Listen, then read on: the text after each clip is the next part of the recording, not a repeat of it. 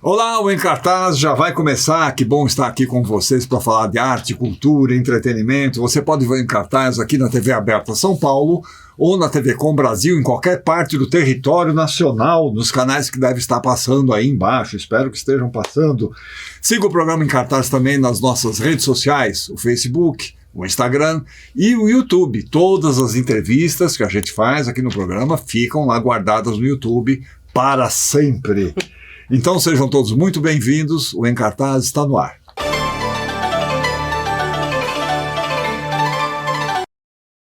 Um jardim necessita mais do que flores e plantas. Ele precisa de música, de sons.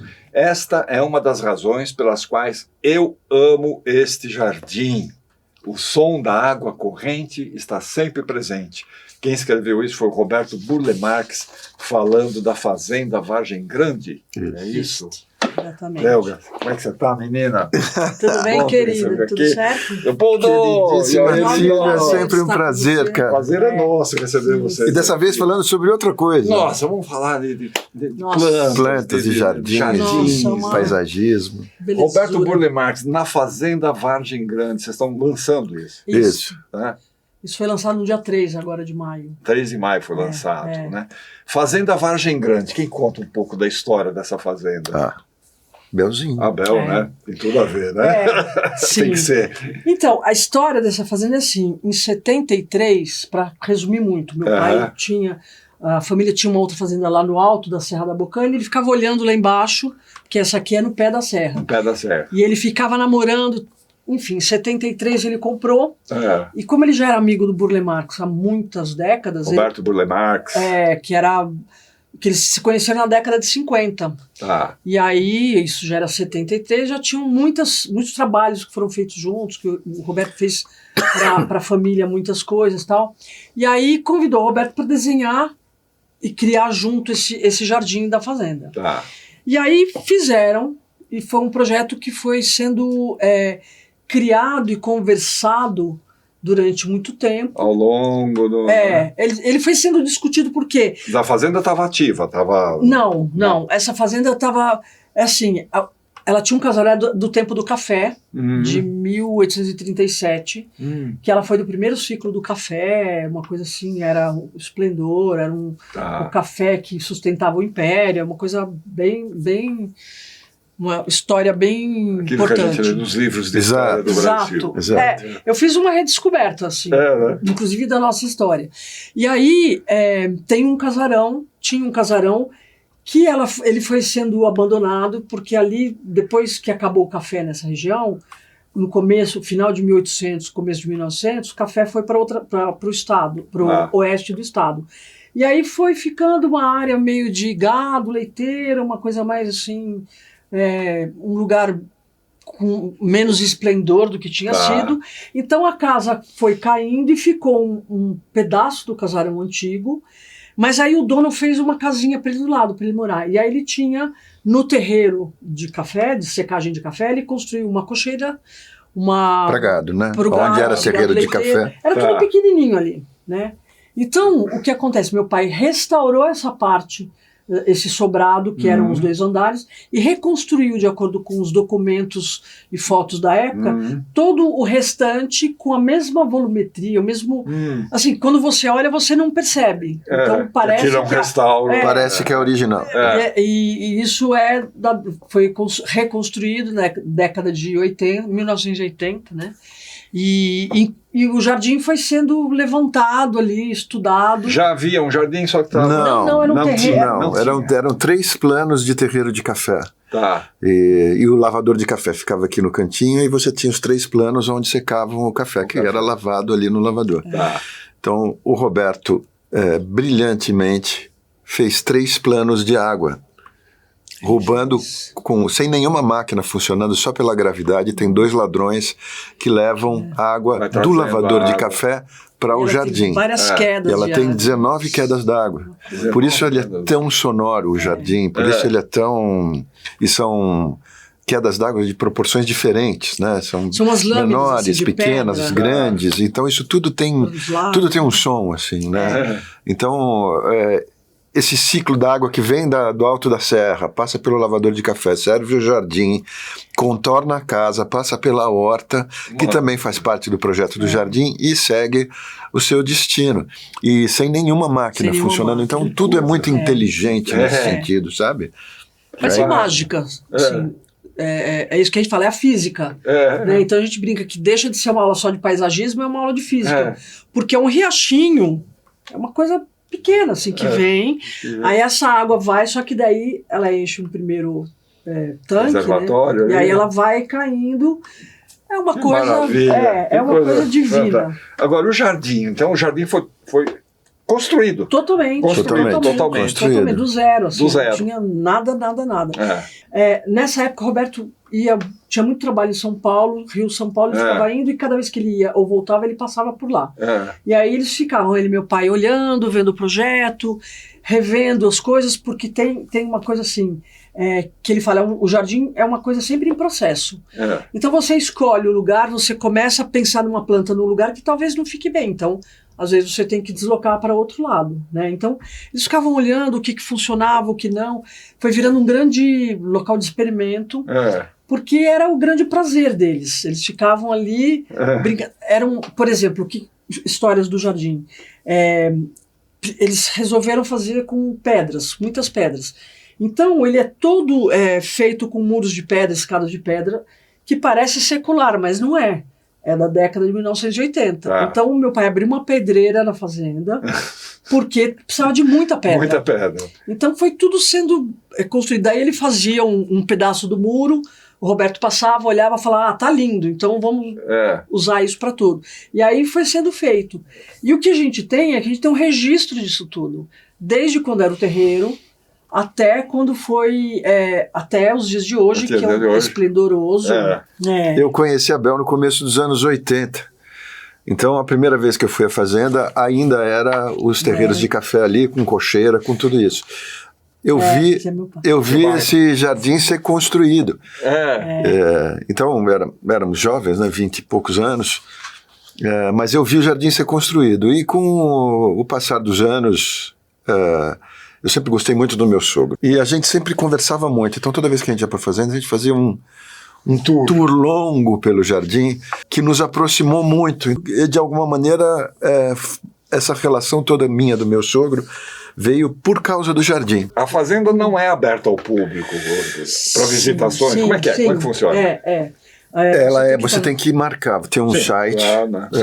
No site www.fazendavargemgrande.com.br e aí você entra. Dá para visitar. Sim, mas aí é agendado, você tem a possibilidade de um day use, ou vai lá, almoça, faz o passeio, ou você pode se hospedar num dos quartos, mas é uma casa de uma família que recebe as pessoas. Muito poucos quartos, tem 3 banheiros que meu pai construiu, porque não tinha. Né? Então, assim, não dá para ser É a estrutura colonial de casa. A casa está aqui no centro, você tem o serviço. Os banheiros, onde continua a cozinha para o lado de cá, é a estrutura dos casarões coloniais. Né? Essa coisa de suíte veio com o tempo. E a gente não quis, porque a gente falou, não. Claro. Né? Não, é uma casa de 1800. A proposta histórica. Isso, é uma fazenda como ela era. E foi restaurada de uma maneira incrível. Agora, você se apaixonou por essa questão de jardim, muito. De jardinagem, plantas. Não. E muito. Tem o dedo verde. E tem o dedo verde? E tem isso, né? Tem o dedo verde. Enfim, eu acho que essa proximidade toda que eu tive com o meu sogro e com o jardim me levou um pouco para esse lugar. Ele dizia algumas coisas que eram muito interessantes, assim, nesses nossos papos filosóficos que ele tinha andando pelo jardim. Ele falava assim, a botânica foi o que é a filosofia hoje, né? Então, você... Pelo processo das plantas, pelo conhecimento das plantas, que te dava um conhecimento mais universal do mundo, assim, né? A botânica tinha essa força, essa característica, né?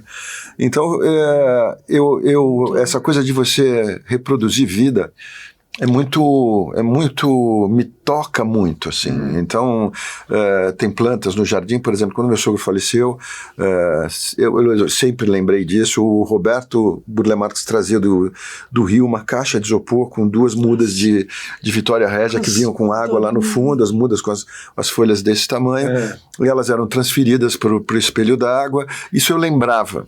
Tá. Quando meu sogro faleceu, eu olhava para o jardim, eu sempre senti falta das Vitórias Régias. E eu estava gravando no Rio de Janeiro, fazendo novela, e eu ia muito ao Jardim Botânico do Rio, tentar estudar por ali um pouco a questão de como reproduzir Vitória Régia. E por tentativa e erro, enfim, a minha cunhada Malu descobriu um cara em Ubatuba que tinha 2 mudas de Vitória Régia, porque nesse ano em São Paulo tem um produtor que era em Mato Grosso, outro produtor que era em Santa Catarina. Tinha 2 produtores no Brasil.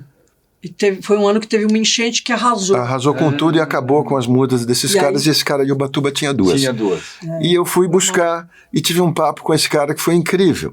Né? Eu estava falando para ele, eu gostaria, porque custa uma fortuna, é um trabalho insano, porque eu vou lá para Ubatuba à noite e tem que esvaziar o espelho d'água de dia para eu ir buscar, eu ir de noite, levar as mudas para lá, colocar no jardim e ligar a água de volta para o jardim não sentir a falta.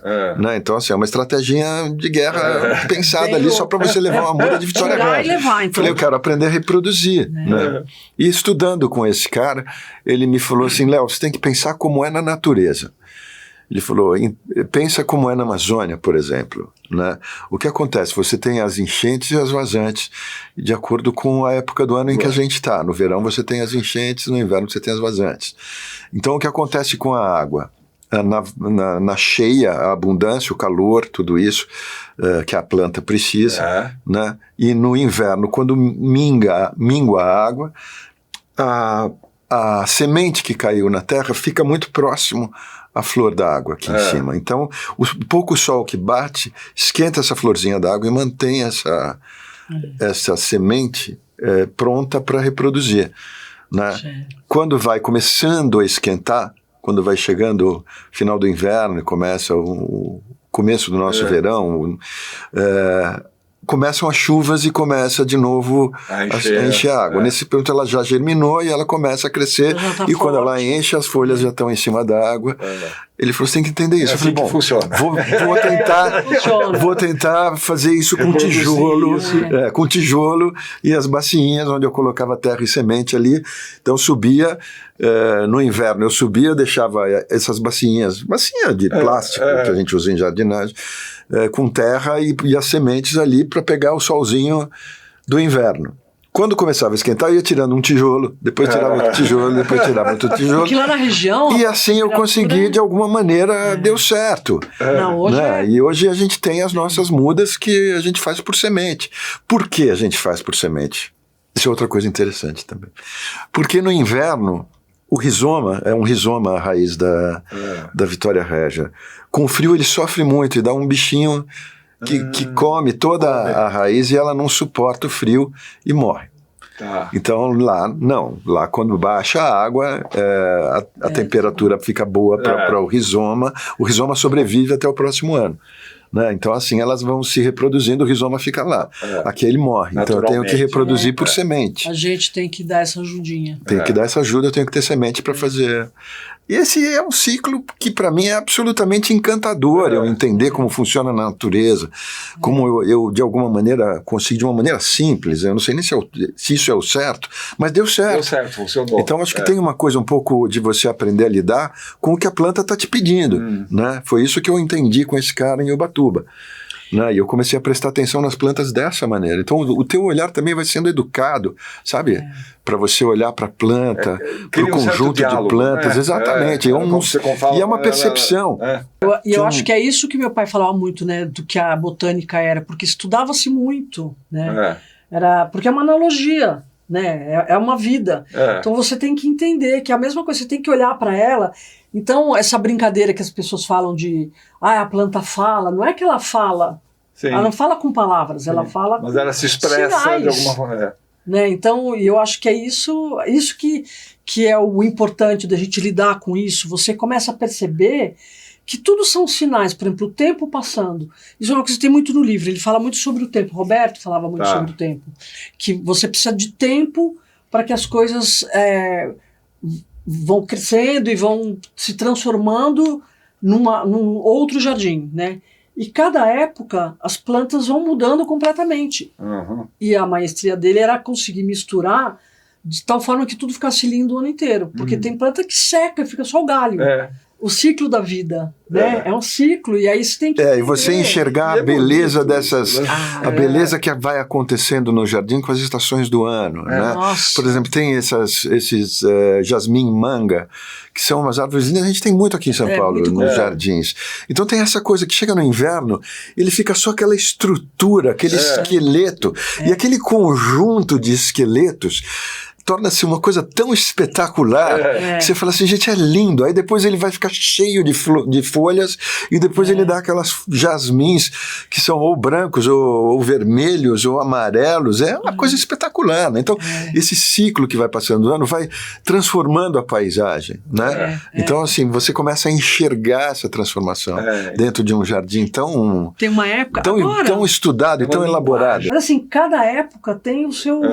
tem o seu vigor. E, por exemplo, essa coisa da terra também, que na época do inverno a terra fica fria, a terra fica gelada. Então não é época de plantar por causa disso. E como a água é fundamental para um jardim, para uma planta, para qualquer coisa, né? Água e planta é uma combinação perfeita, né? Esse jardim, ele é diferente de todos os jardins do Roberto. Por quê? Porque ele é um jardim totalmente aquático. Então é um jardim de uma inspiração renascentista, que na Itália usava-se muito a água, porque tinha água em abundância. Então ele é todo de linhas retas, e aí tem essa coisa de você fazer os níveis e fazer tudo reto, é inclusive a maneira de você conseguir ter estrutura física sem ir morro abaixo.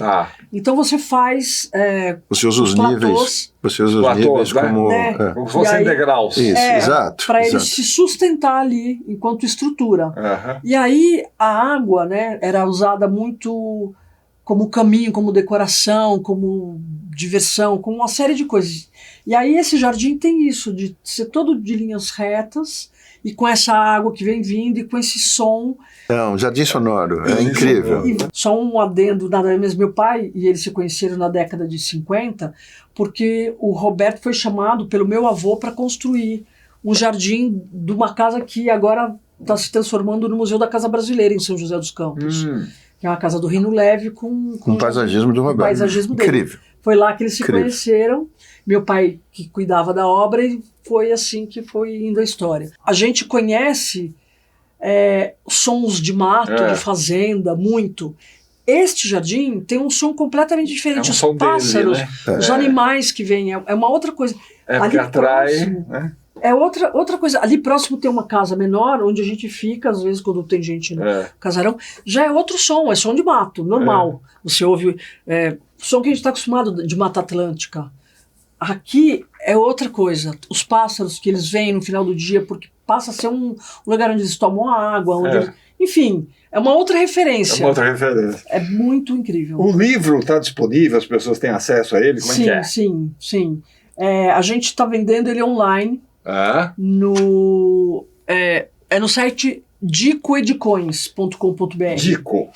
Que Dico é o nome da editora, né? Dico Edicões. Editora da Bel. É a sua editora. Que é uma editora de Dico livros infantis. @ Dico Edicões, chega lá. Isso. Legal. E a fazenda, as pessoas que porventura têm interesse em conhecer a fazenda, como é que funciona? É um site também. Que é o fazendavargemgrande.com.br. fazendavargemgrande.com.br. O livro é uma obra-prima, né? Uma obra-prima. É um livro que conta a importância. A importância que eu acho que tem muito nesse jardim é que é o seguinte: ele é um jardim familiar, né?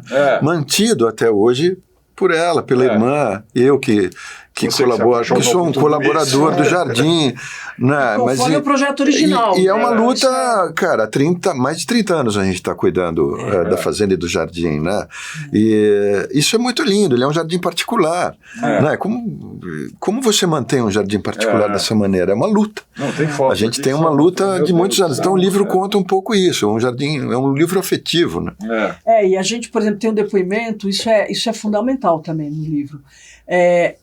Ele tem um recorte que fala da diferença, porque ele tem a coisa do afeto e da parceria e da intimidade dessas pessoas, transformando esse jardim numa coisa que é muito especial. Não é um projeto só. Porque se ele fosse só uma encomenda, ele seria lindo porque o Roberto é um mestre. O Roberto é genial. Mas ele é muito mais do que isso, ele é muito mágico. Assim. Ele tem muitos afetos, muitas histórias, tem muitos detalhes. E aí a gente trouxe para o livro depoimento de... Tem oito pessoas que trabalharam com ele décadas. Então conhecem muito ele e o jardim e tudo mais. E 2 que conheceram menos ele e o meu pai, mas que nos conhecem e que estão com a gente nesses 30 anos. Né? Fases desse trabalho. E todos nós, para manter esse jardim como ele é hoje e conforme o projeto.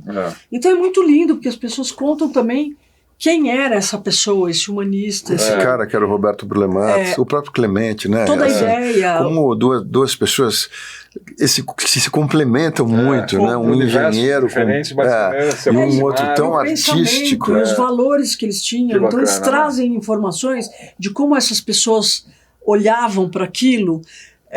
Por exemplo, meu pai foi resgatar... Ele morou numa casa em 1920, 1930, numa casa na Rua Itapeva, que quando foi em 70 ela foi demolida. E ele foi lá e comprou umas pedras rosa, então tinha uns balaústres que eles fizeram uma escultura, e as pedras que tem bancos e tem uma mesa no jardim. Então, assim, que são com essas pedras da casa da Rua Itapeva. Ela tem uma história. Uma escultura que tem no meio do jardim, que é com pedra de moinho.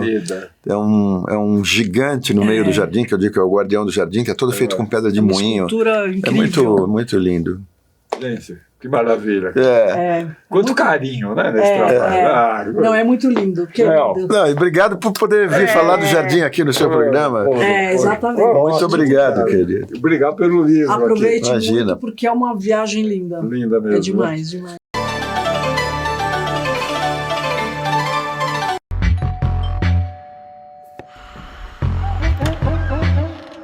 Cadê meu celular? Eu vou ligar pro 180. Eu vou entregar teu nome e explicar teu endereço. Aqui você não entra mais. Eu digo que não te conheço. Eu solto o cachorro e apontando pra você. Eu grito pro pé. Eu quero ver você pular, você correr na frente dos vizinhos. Você vai se arrepender de levantar a mão pra ela.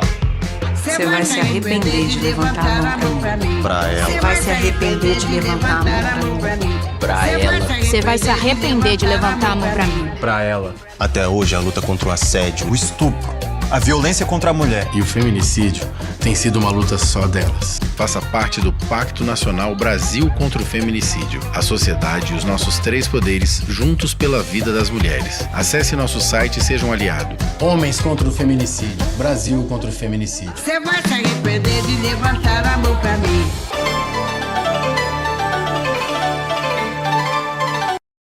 Gregório de Matos, gente, o Boca do Inferno, o poeta mais afiado do Brasil colonial, misturava sátira, religião, erotismo, não poupava ninguém, políticos, padres, nobres, até o povo. Sua poesia barroca é cheia de ironia e crítica, mostrando um Brasil já cheio de contradições. Já lá no século XVII. É isso, Ricardo Bittencourt? Brigadíssimo. Beleza. É isso e muito mais, né? Muito mais. Ele é considerado o primeiro poeta do Brasil, iniciador da literatura brasileira, e a gente só tem uma coisa que é impressionante que eu acho, a peça chama-se Boca a Boca, um solo para Gregório. O Boca a Boca porque a imprensa era proibida na colônia e como a obra do Gregório sobreviveu quase 300 anos, né? Através dos leitores e admiradores dele.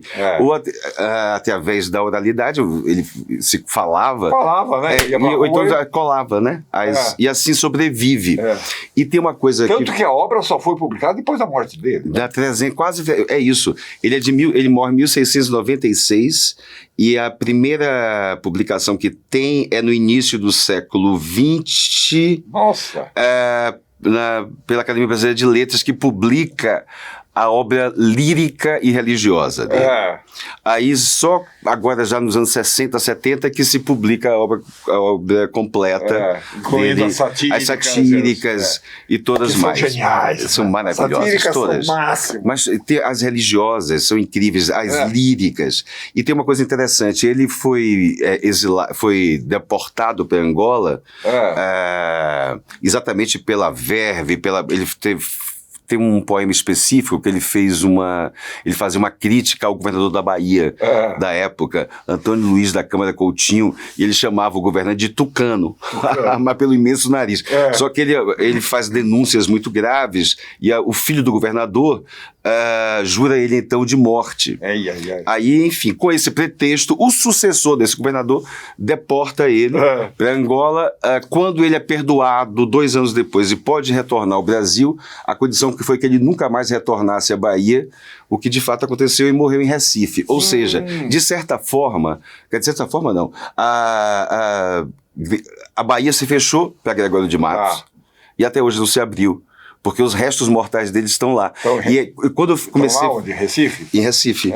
Os supostos restos mortais, quer dizer, é uma coisa mais simbólica, a gente já localizou, está tudo localizado, e eu tenho... Gregório virou uma missão na minha vida.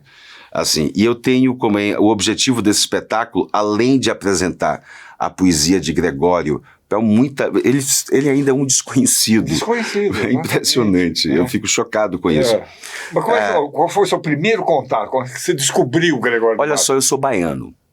Então, bem ou mal, a gente sabe de algumas frases. Tem lá. O Dick Doyle, como ele definiu Salvador de 1600, de 2 F se compõe essa cidade, a meu ver. Um furtar e o outro fuder. Então são frases que ficam. A Bahia, madrasta dos naturais e dos estrangeiros, madre. Então tem coisas que a gente sabe.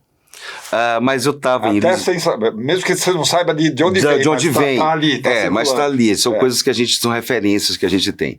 Eu já sabia, até porque eu fiz um espetáculo há muitos anos. Quando eu era alegre e jovem, eu fiz um espetáculo na Bahia que fez muito sucesso, Los Catedrásticos, que a gente declamava letra de música baiana.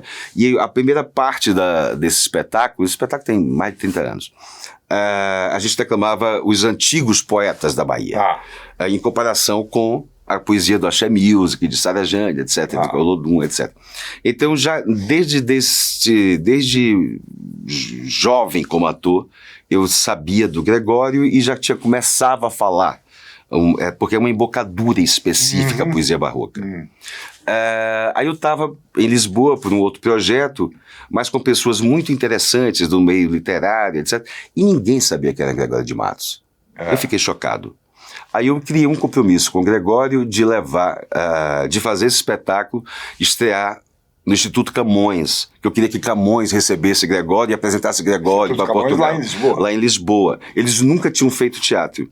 Eu convenci, a gente estreou esse espetáculo lá. Eles já sabiam quem era Gregório de Matos? Não tenho a mínima ideia. Eu tenho a impressão que não, sabe por quê? Porque a presidenta ou presidente do Instituto Camões foi, na época, uma senhora de quase 90 anos, etc. Ficou chocada. Disse que também nunca mais fazia teatro, sabe? Foi mesmo, eu tinha esquecido. Foi mesmo, real. A gente fez na biblioteca, tem uma estante, uma biblioteca com aqueles livros seculares maravilhosos. E a gente fez nesse salão a estreia. E tem uma cena do livro, da peça, quando ele é degredado, que ele pega um livro e rasga, e aí começa o degredo. Eu tinha feito de sacanagem, colocado esse livro no meio da estante deles, sem eles saberem. Aí na estreia acharam que era um livro deles, ficaram em estado de pânico. Você também vou te falar, hein, cara? Mas depois eles descobriram que não. Mas foi a poesia satírica dele que fez com que algumas pessoas do Instituto ficassem muito chocadas. Foi uma coisa engraçada, porque eu estava no hotel exatamente do outro lado da rua e esqueci no dia alguma coisa. Então eu fui, quando acabou, essas apresentações terminaram, eu comecei uma pequena temporada no outro teatro, lá em Lisboa. E aí eu fui pegar algum material meu que tinha esquecido lá. Eu estava praticamente proibido de entrar no Instituto. Assim, mas por esse bode que Gregório traz. Um livro da Ana Miranda, eu acho. Maravilhoso. Boca de Ferro, e tem a Musa Praguejadora, que é ainda mais exuberante. Eu sou louco. A Musa Praguejadora? De quem é? É dela. Dela, é sobre o Gregório, mas é uma preciosidade esse livro. Eu tenho um altarzinho na peça do Gregório e esse livro está lá, no altar do Gregório, A Musa Praguejadora. Vou atrás desse livro. E é uma referência, inclusive, para os novos baianos aí, né? Para todos. Para o Gil. Quem apresenta, de certa forma, até onde eu sei, ao grande público, a obra é a Caetano em 72, quando coloca o poema Triste Bahia. Triste Bahia. Triste Bahia, o quão dessemelhante, enfim, que é uma poesia também difícil, e eu fiz de tudo para não falar. O quão dessemelhante. Né? Triste Bahia, o quão dessemelhante. Estou no nosso antigo estado. Pobre te vejo a ti, tu a mim empenhado. Rica te vi eu já, tu a mim abundante. Olha só que difícil. A ti trocou-te a máquina mercante que em tua larga barra tem entrado. Enfim, por aí vai. Cara, qual era a formação do Gregório de Matos? Gregório era super bem formado, ele era ele era uma espécie de fidalgo, ele viveu em Salvador até cerca de 14 anos, foi para Portugal, passa lá algumas décadas estudando, etc., com uma formação cultural assim, de ponta, mas assim, ele é conhecido, obviamente, o Boca do Inferno, Boca de Brasa, pelas poesias satíricas, né? Mas a poesia lírica e religiosa dele são maravilhosas. Olha o ciúme, como ele define o ciúme. Manda. Ó caos confuso, labirinto horrendo, onde não topo luz, nem fio achando, lugar da glória onde estou penando, casa da morte, onde estou vivendo.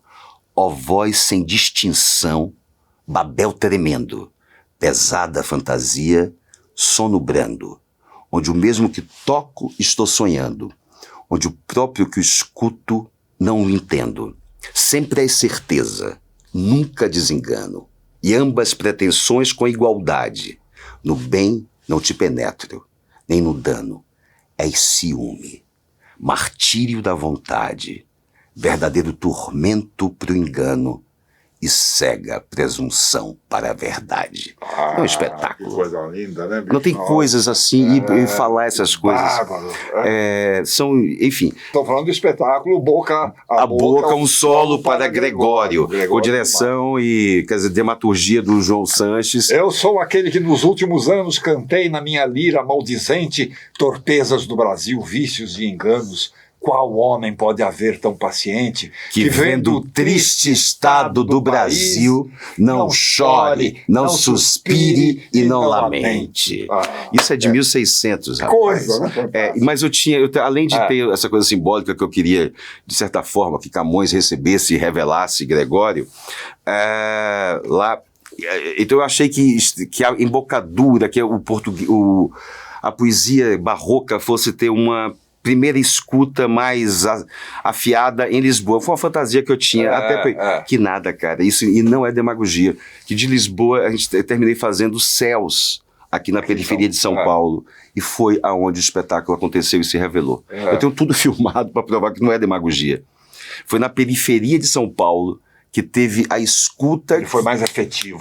Mas foi direto, é absolutamente popular. Assim, é claro que a gente tem que, de certa forma, no momento de atuar, da atuação dessa poesia barroca, com essa construção barroca, enfim, é claro que você tem que também atuar de uma forma quase que literal, para que chegue o conteúdo. Então, assim, transitando por esse universo, desse universo erudito ao universo da periferia, enfim... Aí a gente conseguiu uma uma forma muito efetiva. Eu acho. E agora a gente está com essa novidade de trazer convidados para participarem comigo desse recital. Já teve o Dr. Drauzio, Regina, tanta gente. Quem estava falando? Erika Hilton, Zélia Duncan, Marina Lima, que foi agora segunda-feira passada, um espetáculo. Mas assim, eu sei que nosso tempo está acabando, eu queria fazer uma surpresa para você. Surpreenda! Porque nem só de Gregório de Matos, que é maravilhoso, mas é de 1600, vive o Brasil. O Brasil tem um potencial, uma gama de artistas especialérrimos. E agora o Brasil vai conhecer, eu insisto nisso, o Cadu Marti. Na verdade, Cadu Marti, Cadu Marti de Arruda Sampaio. É, para mim, o maior poeta que o Brasil, do Brasil das últimas décadas. Eu trouxe esse livro. Ele cobriu o livro aqui. Eu cobri, que é uma surpresa. Quer dizer, ele está lançando agora esse livro pelo selo Demônio Negro. Demônio Negro, adorei esse nome.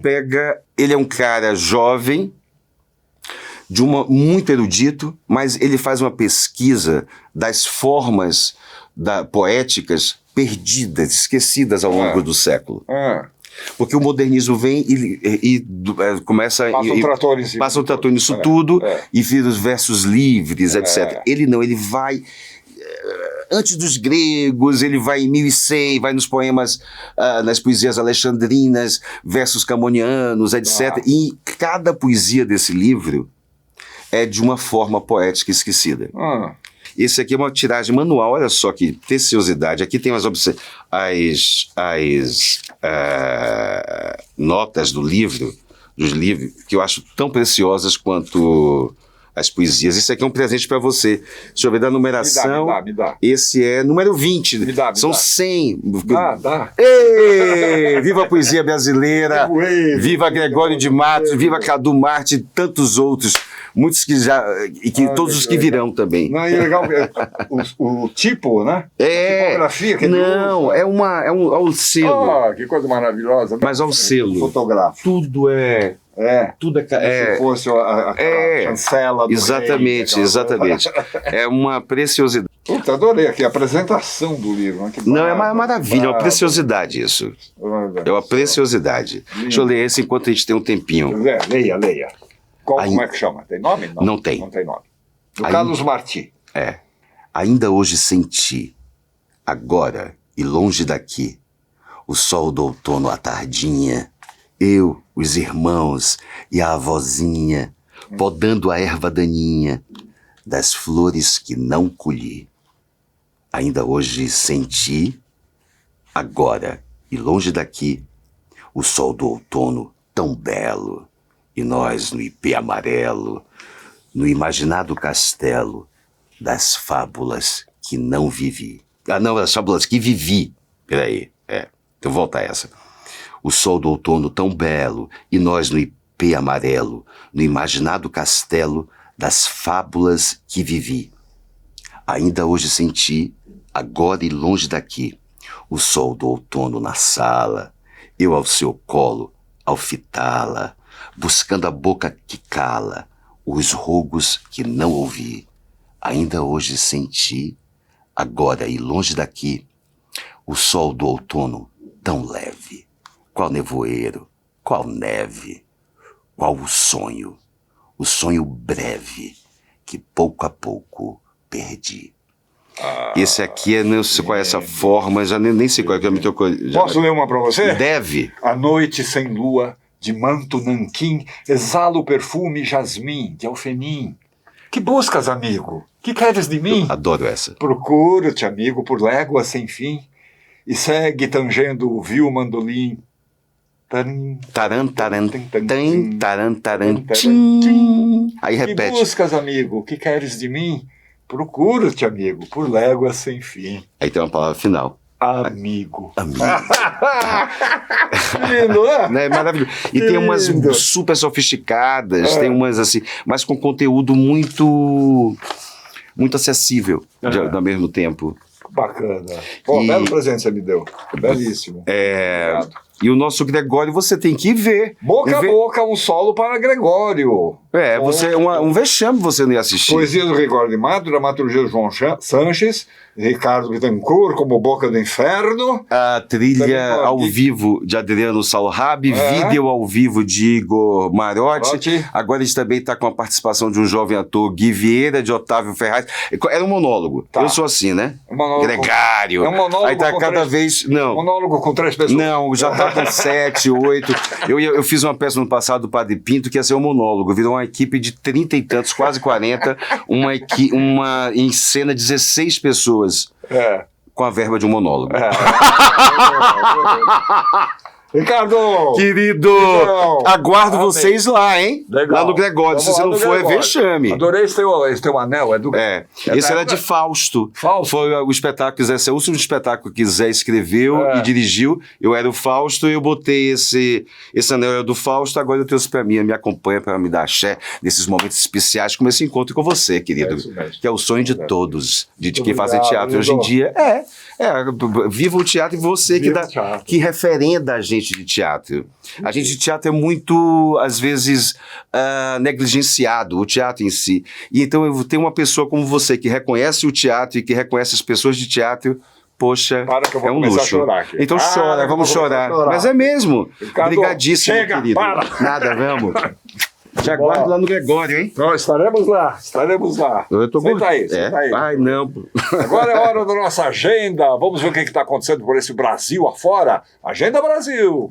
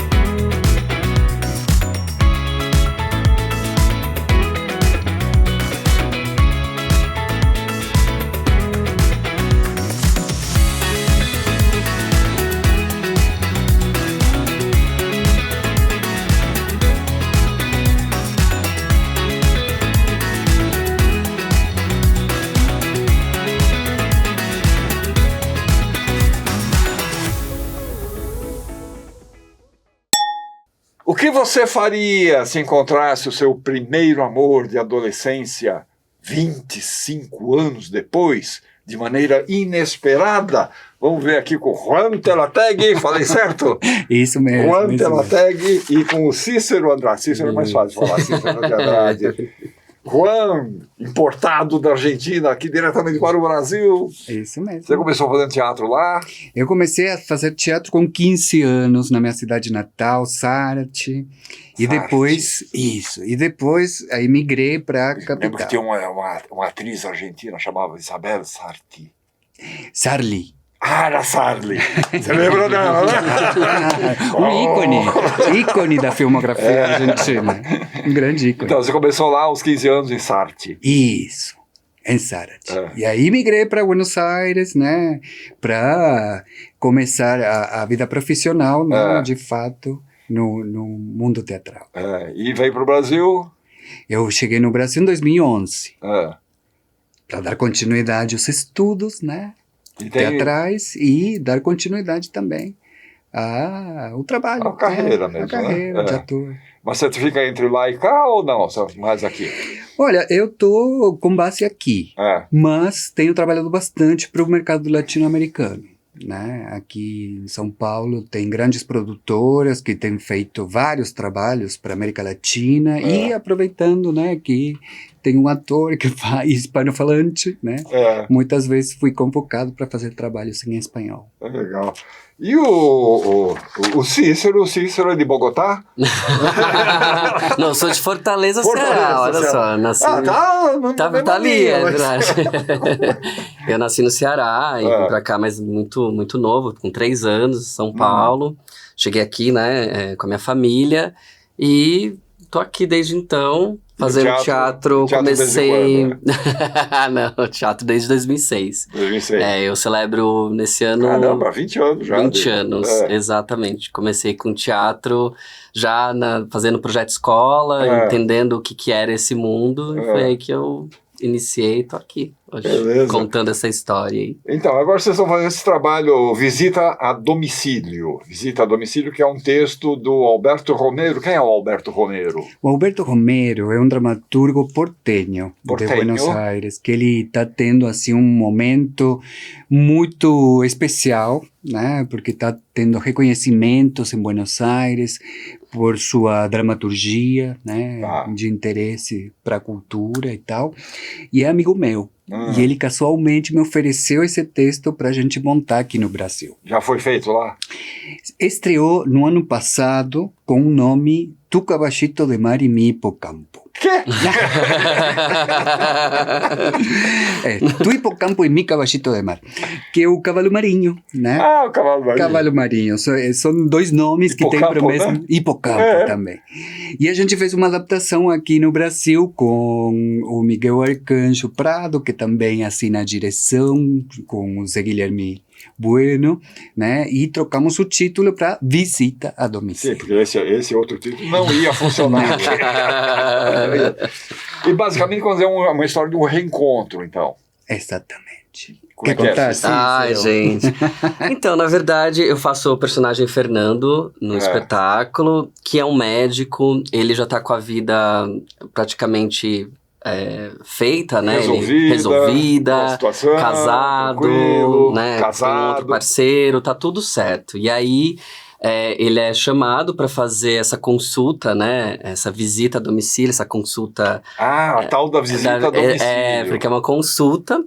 E quando ele chega, ele se depara com o personagem que o Juan faz, que é o Gabo. E aí, do Gabriel Garcia Marques? Gabo. Praticamente. E aí, quando ele se depara, desconcerta totalmente e começa todo o drama desse percurso, dessa trajetória dessa personagem. Quer dizer, ele identifica de cara quem é aquela pessoa. Nossa, identifica. É o fulano, é o Gabo. É o Gabo, de 25 anos, e agora eu vou embora, eu fico, e aí fica um pouco nesse lugar. Eu vim para uma consulta, então fica entre o profissional e o pessoal, e aí desconcerta, e aí fica ali e fala, que não, vou resolver. Boa, muito. Não vou entrar em detalhes, né? Por favor, mas podemos falar um pouquinho.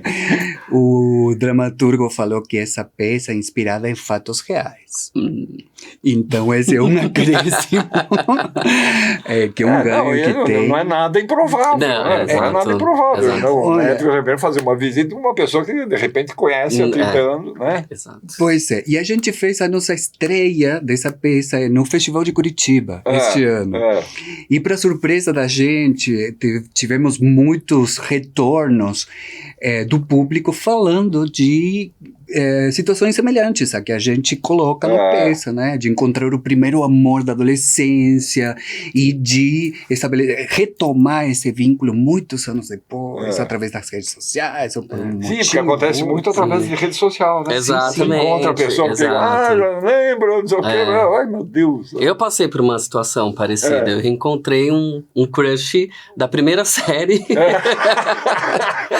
e a gente se reencontrou, na verdade... acho que foi nos anos 2016, 17. E aí eu reencontrei, a gente falou, nossa, quando criança a gente tinha uma coisa, né? E a gente tentou até...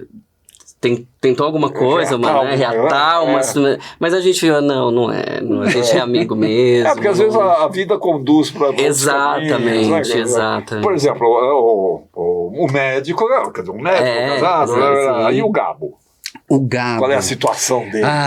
O Gabo é um cara que ele ficou paralisado. Quando eles terminaram esse relacionamento, na verdade nem terminaram, houve uma separação abrupta que o Gabo ficou paralisado, essa é a palavra metafórica, até porque essa consulta é porque ele tem a coluna travada. Ele travou da coluna, que é uma metáfora para a situação da vida que ele está atravessando, né?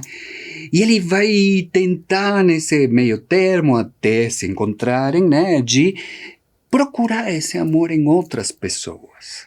Agora, pergunta que não quer calar. Quando ele chamou o médico, ele chamou. Ele sabia quem era? Não. Mas ele vai se aproveitar da situação. Sim, claro. Mas ele não chamou propositalmente para provocar isso aqui. Não. Ó, fala a verdade, hein? Quer dizer, foi um encontro ocasional mesmo. Foi. Pelo menos é o que o texto propõe, um encontro casual, e a partir dessa situação inesperada, né, e não planejada, né, como é que eles vão tentar procurar respostas daquele relacionamento que ficou inconcluso, trunco, para conseguir lidar, né, com a vida. Quer dizer, rompeu repentinamente. Houve uma separação. Só que o Gabo, a diferença do Fernando, ele não consegue se estabelecer. Né? Então essa é uma das coisas que a peça traz enquanto reflexão. Né? Quando acontece essa ruptura do relacionamento, até que ponto pode mudar ou modificar o destino das pessoas, né? No futuro. Né? Bacana, hein? Vamos ver as fotos? Nós estamos falando de visita a domicílio. Visita a domicílio lá no Sérgio Cardoso. Teatro Sérgio Cardoso até dia 25 de junho. Quartas e quintas às 7 da noite. Ali, quem é quem? Você, bom, já sei, você é o Gabo, que está ali sentadinho, e o médico fazendo consulta. É que eles faziam teatro na escola. Eles faziam teatro na escola. Eles eram atores também. E aí no desenrolar desse encontro, ele encontra algumas memórias, e aí se depara com esse libreto, né, um libreto do Lorca, e aí ele quer tentar ver se refaz a cena que eles fizeram lá. É uma retomada da adolescência. Assim. Um metateatro. Exato, exatamente. Ok, vamos lá. Eu imagino a reação do Gabo quando ele entra, né? Perplexo. Muitas coisas. Pero muitas emoções. Imagina, é um mixto entre alegria, raiva, incerteza. Por que tem esse microfone aí? Porque a peça tem uma encenação que aborda a metalinguagem. A encenação tem esse flerte com as telenovelas, com o set de filmagem. Então, no começo da peça, o espectador vai se deparar com um set de filmagem. Como se estivesse assistindo, né, dois atores interpretando uma sitcom, por exemplo. Né? E no devir da peça, os elementos, né, que compõem toda essa encenação da metalinguagem vão se despindo. Ali eu estou vendo você que está segurando o libreto, né? Isso. E encenando, né? Você está encenando um trecho, lendo teatralmente um trecho do Lorca. A chegada, né? O ambiente é a sala dele, então. É a casa. A casa. Tá. Nossa, esse livro está sempre. Ele é um resgate, né? É um resgate. Das memórias. Das memórias, acho que... Das memórias. Estão lá as coisas registradas, né? Bom, eu não vou vamos perguntar como é que termina, né? Essa foto já dá uma sugestão, mas eu não vou perguntar como é que termina. Não, as pessoas têm que conferir, né? Aí que ver, né? Vocês vão ficar até dia 25 de junho. Lá no Teatro Sérgio Cardoso, na sala pequena, né? Isso. que requer uma intimidade, né? Sim. Não pode ser um espaço também muito grande, né? Quanto mais próximo o público tiver. Eu acho que essa sala é bem interessante para essa proposta de encenação, porque, como você falou, né, tem certa intimidade, uma proximidade do público no palco, que foi mais ou menos o que aconteceu na estreia, né? A gente estreou no Teatro Paiol, lá em Curitiba, que é um teatro bem intimista, parece que o público está praticamente dentro do palco, né? No Festival de Curitiba. É um convite, né? O público também entrar nessa intimidade desses dois personagens que carregam uma trajetória, carregam um percurso, carregam essas memórias. Então, quando eles se deparam ali com essa situação, nessa intimidade que aconteceu lá no passado, a gente também convida o público nesses espaços que são mais próximos a estar junto com a gente nessa intimidade. Legal isso. Agora, tem uma lavação de roupa suja, então, durante o... Quanto não tem? Fala aí! Vamos lá. Outro dia a gente teve uma devolutiva assim. A gente nunca viu uma DR de um casal gay. E eu fiquei pensando, é verdade, no teatro a gente não vê esse tipo de cenas, né? Não é tão frequente, pelo menos as peças de temática LGBT, né? Geralmente abordam ou a exploração da sexualidade, ou a descoberta da sexualidade, mas a questão vincular, do vínculo, do afeto, das relações, essa é uma coisa que a peça traz muito forte. Eu acho que não sei, mas será que é DR? O que você acha? Tem algumas coisas pra resolver, né? Então a gente se depara, peraí, o que aconteceu? Por que você foi embora, assim? Então a gente... Por que você fez isso? Por que você fez isso? Acho que fica aí... Por que você falou aquilo? Exatamente. Não, a gente, tipo de coisa acontece, vem à tona, vai vindo à tona, o público vai poder acompanhar todo esse percurso que vem à tona. Beleza, gente. Visita a domicílio lá no Teatro Sérgio Cardoso até dia 25 de junho, quartas e quintas, 7 da noite. Ingresso pelo Simpla. Tô vendo que tem um Instagram aqui, né? O @visita-a-domicílio. Sim, bombadérrimo. No Instagram que a nossa equipe alimenta o tempo inteiro, então, por favor, acompanhem, que aí tem todas as novidades. Ótimo. Todas as novidades. @visita-a-domicílio. Anota aí, entra lá no Instagram da peça. Juan, prazer, cara. Adílio, tudo bom muito pra você? obrigado, Sucesso muito pra vocês lá.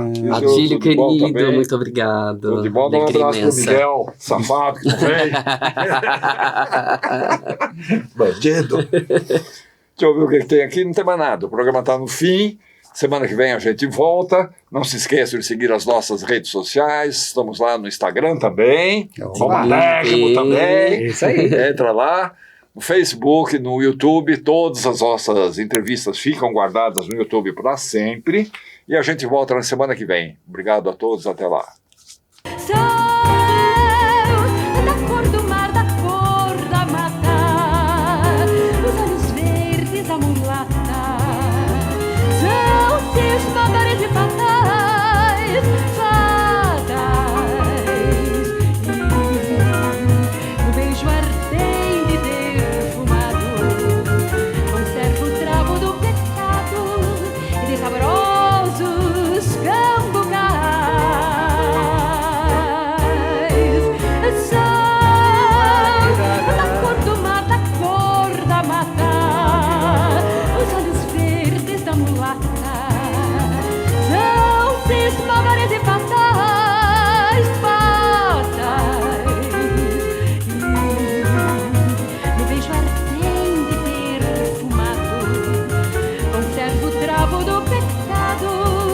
Saborosos